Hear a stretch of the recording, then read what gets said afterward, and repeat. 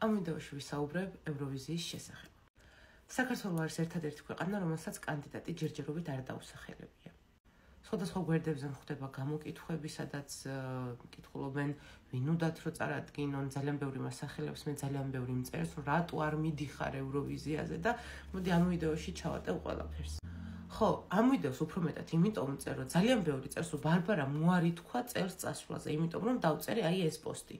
საუბარი მოხდა ამ პოსტზე, რომელიც ჩემს Facebook გვერდზე დავდე და აქ მგონი არ ჩანს, რომ სადმე შემოთავაზეს წარადგინეო ჩვენი ქვეყანაო და მე უარი განვაცხადე მზად არ ვარ თქო. როგორც დაწერეს კანდიდატებმა, სიმღერები გადააგზავნეს და ეს დაპოსტეს, რომ აი სიმღერები გადავაგზავნეთ და ვნახოთ რა იქნება.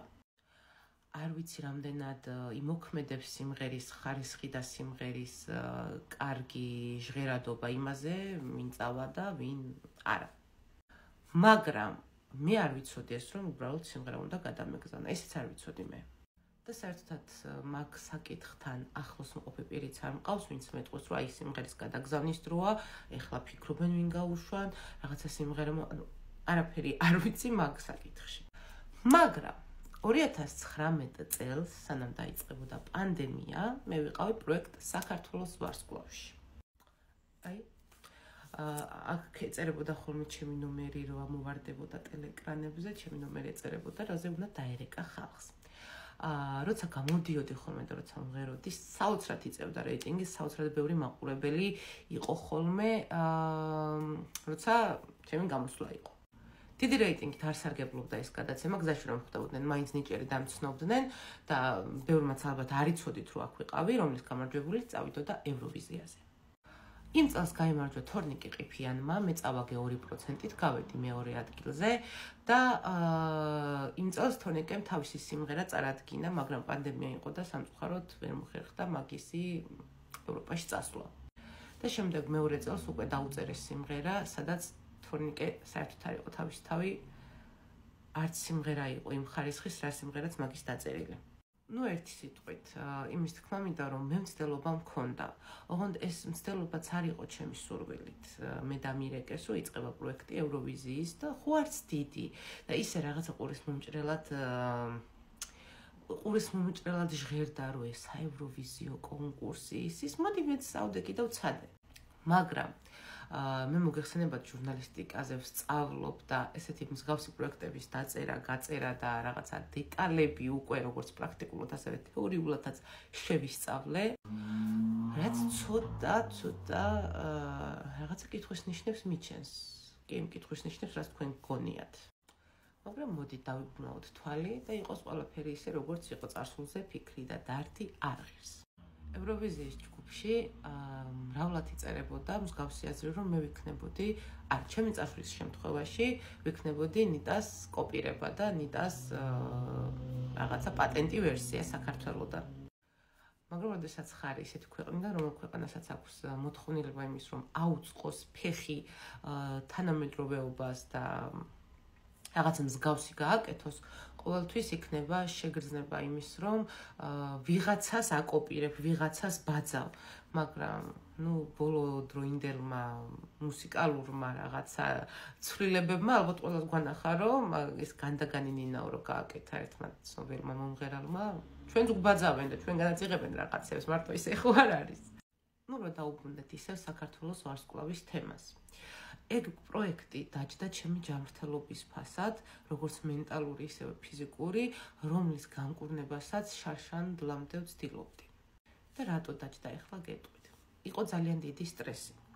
ერთ კვირაში უნდა მოგემზადებია სიმღერა, მაგრამ ჩემს შემთხვევაში ხდებოდა ასე, ვფიქრობ, რომ ეგ პროექტი იყო ჩემთვის გამოცდა, იმიტომ რომ ვიმღერე რადიკალურად სხვადასხვა სიმღერები, ვიმღერე When You Good to Mama, რომელიც არის მამაშას სიმღერა, მეორე კონკურსში ვიმღერე იუდას არია. რადიკალურად სხვადასხვა სიმღერები მქონდა და რადიკალურად ცვალებადი ემოცია და ხასიათი ჭირდებოდა ამ ყველაფერს. პლუს ამას ვღეროდი ისეთ სიმღერებს, რომლებიც არ ვიცოდი, ჩემთვის საერთოდ უცხო იყო და ეს ყველაფერი უნდა ჩამეტია ერთ კვირაში. ბოლოს ფინალში ვიმღერე This Is Me, რომელიც არის ისეთი სიმღერა, რომ აი ხალხს მოუწოდებ, რომ მიმიღე ასეთი, როგორიც ვარ და ის სიტყვები, რასაც ჩემს მიმართ ისვრი, რომელიც მერჭობა და ასე მტკენს, არ ვიმსახურებ ამ ყველაფერს და მე დავანგრევ იმ ბარიერებს, რა ბარიერებიც შემიქმენი. ეს იყო თითქოს გზავნილი საზოგადოების მიმართ ჩემიდან. ამ სიმღერის მღერის დროს ისეთი ჯანმრთელობის პრობლემა მქონდა, რომ რეპეტიცია არ მქონია ფაქტობრივად. ორშაბათს რომ მივედი, რომ მემღერა, ჩამიწყდა ხმა. სიმღერა მიმღერე იმის მიხედვით, რაც გონებაში მქონდა. როგორ წარმოვიდგინდი, რომ ამ სიმღერას ვიმღერებდი. იმდენად ცუდად ვიყავი. ეს განა იმიტომ, რომ მე ჩემს თავს არ ვუვლით. არა, უბრალოდ, როცა უკვე იმ რეალობას ხვდები, რომ შენ ხარ შოუს ნაწილი და ეს შოუ მართლა შოუა, აი, ეს უკვე ძალიან მოქმედებს შენზე, როცა გაქვს შენი თავმოყარეობა. მე ამ პროექტის დასრულების შემდეგ დამიწყო ძალიან ისეთი ღრმა დეპრესია. რომელიც დეპრესიაც ძალიან რთულად გადავიტანე. თან დაიწყო პლუს ამას პანდემია. 6 თვე ვიყავი დეპრესიაში და აი სახლის გარეთ არ გავსულვარ. აი მაღაზიაშიც კი არ ჩავსულვარ, იმიტომ რომ მქონდა შეგრძნება, რომ მე ხალხს გავუცრუა იმედი. და ეს შეგრძნება ისე მეწვა, რომ აი დილაობით რომ ვიღვიძებდი ხოლმე, თმას ვიჭრიდი, რომ აი ეს თმის შეჭრის ხმა მსიამოვნებდა, მეგონა ყბა გვერდით გამექცეოდა და დავიწყე რაღაცა სუიციდალური წიგნების კითხვა, აკრძალული წიგნების კითხვა დავიწყე, რავი ინგლისურად, ქართულად რაც იყო ნათარგმნი და აი მაქსიმალურად სტრესავდი ჩემს თავს, რომ აი შენ ხალხს გაუცრუე იმედი, ხალხს ვისაც უნდოდა რომ შენ წასულიყავი ევროვიზიაზე, შენ ვერ გააკეთე მაქსიმუმი, შენ ვერ იმღერე კარგად, შენ ჩაგიწყდა ხმა, შენ რაღაცა ძალიან ცუდად იმღერე და დამეწვა ეს თვით გვემა და ჩემი თავის ჭამა. რაც უფრო და უფრო გადაიზარდა, აი ყოველდღე უფრო და უფრო მძაფრდებოდა რა ეს შინაგანი შეგრძნება. ამ ყველაფერს მივხვდი მე წლების შემდეგ, რომ აი რეალურად მე ამან დამსტრესა. აი ის